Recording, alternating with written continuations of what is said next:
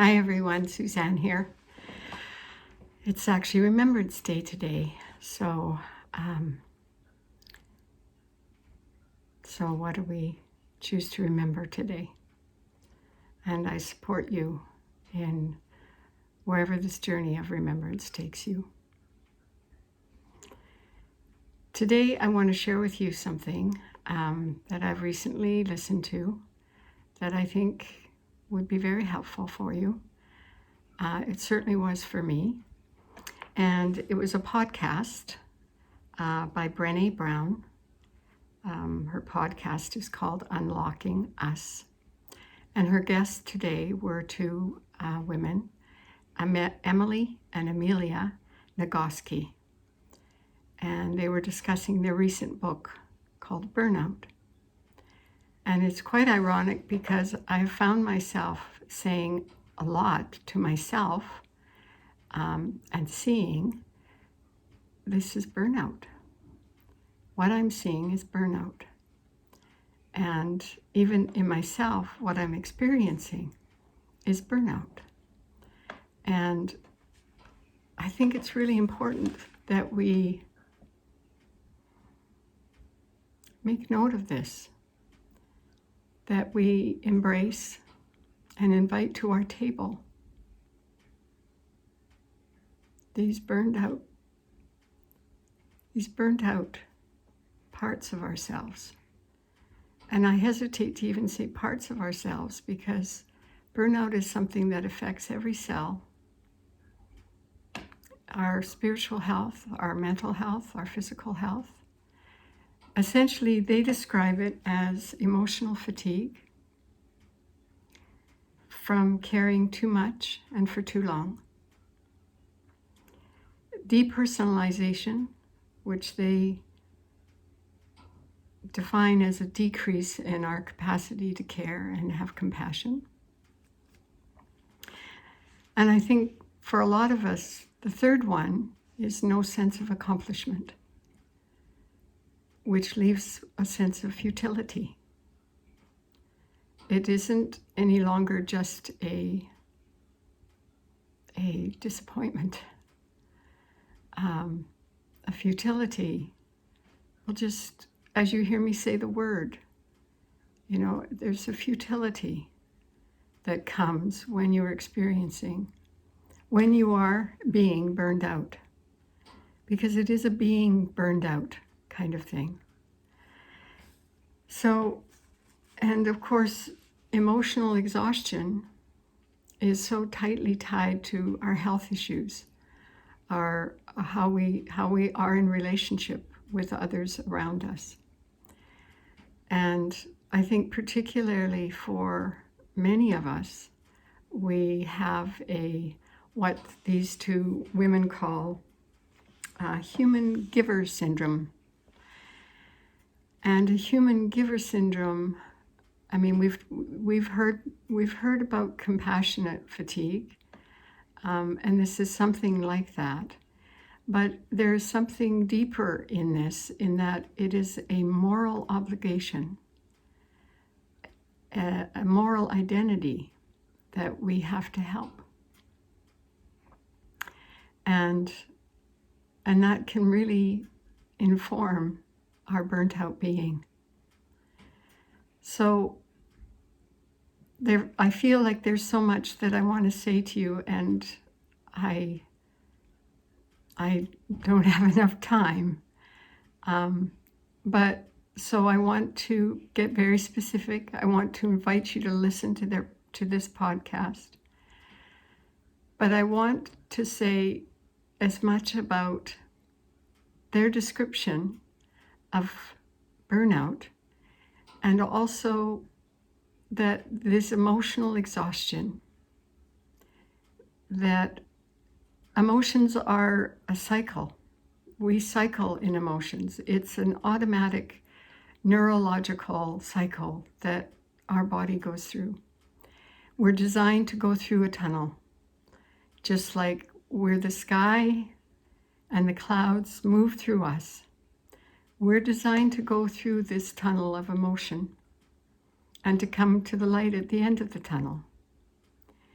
Where we are exhausted is because we get stuck in the tunnel. It's not the emotion that is exhausting us.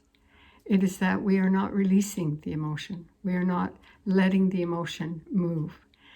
And I guess that is what I think is so, it's painful, and it's the suffering. Because along with that, we bring to ourselves often self-criticism, even self-hatred, because we're not doing what we thought we should be doing.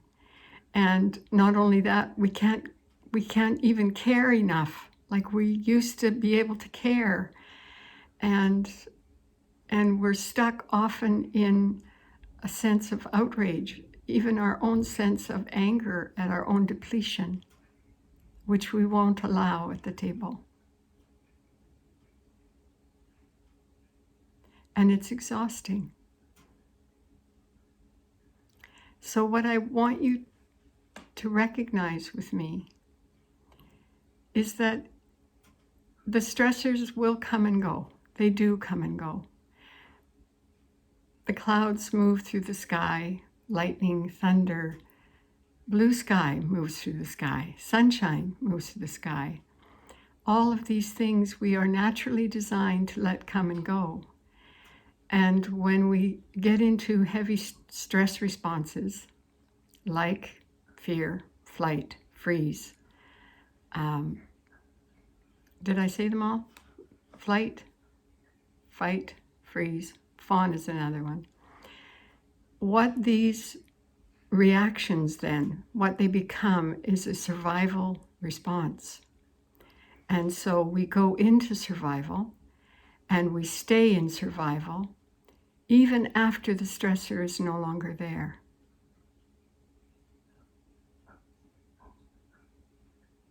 Just like the saber-toothed tiger chomping down our heels. When we finally hit the cave and we run into the embrace of a friend that's there, the stressor is gone. The tiger is no longer there. But we still must deal with what is left in our bodies that wants to be released. So how do we do that? Well, again, I'm going to offer you one thing today. There's many things that I want to share with you, but we have to return to our body. We have to return to home like we do when we go into the embrace of someone who cares about us. But I want to invite you to linger there a little longer. Linger in the embrace. Receive it. Your body, your home in your heart needs this connection with one another. I was always kind of put off a little bit by the whole self-care thing, because it's like, well, okay, so now I have to be in charge of my self-care. Oh, you're burned out. Well, you need to take care of yourself. I'm burnt out. I don't know how to take care of myself. I don't know how to move through this alone. So linger a little longer. Even with someone in the grocery store lineup, linger a little longer. How are you today? Let me look you right in the eye. Let me drink you in for a moment. If you have someone that you live with, linger for a moment longer in your hug. Like the neuroscience tells us that 20 seconds can feel like a long time for a hug. But that's when these beautiful chemicals like oxytocin get released into our system and our body returns to feeling safe.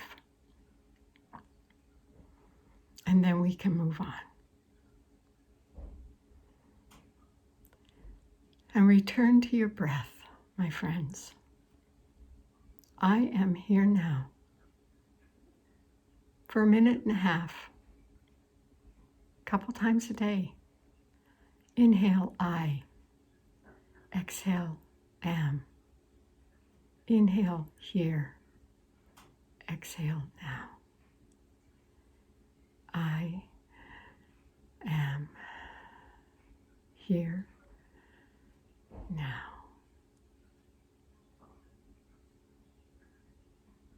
Let your body come home.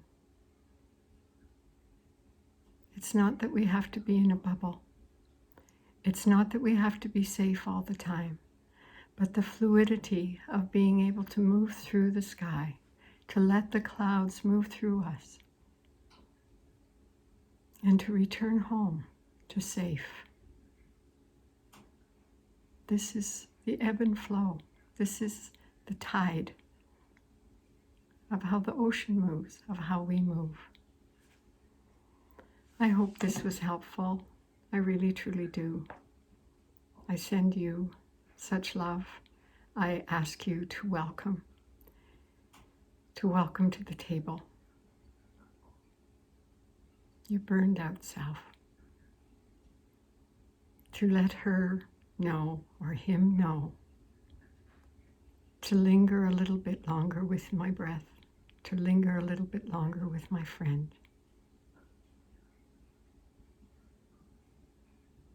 We do this together.